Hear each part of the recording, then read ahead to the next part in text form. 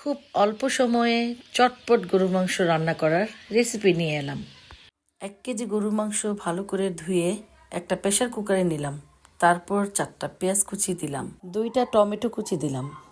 আপনারা চাইলে নাও দিতে পারেন, তবে টমেটো দিলে স্বাদটা একটু বাড়ে যায়। 1 চামচ আদা বাটা, 1 চামচ রসুন বাটা, একটু মরিচ বাটা দিলাম।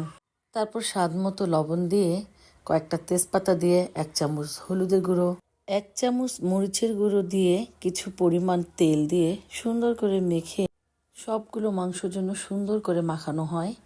তারপরে হাতে একটু অল্প পরিমাণ পানি দিয়ে প্রেসার কুকারটার ঢাকনা লাগিয়ে চুলায় চড়িয়ে দিই। 3-4টা সিটি দিয়ে তারপর কড়াইয়ের মধ্যে মাংসগুলো ঢালে সুন্দর করে কষিয়ে নিন। তারপর ঢেকে দিয়ে পানিটা শুকিয়ে নিন।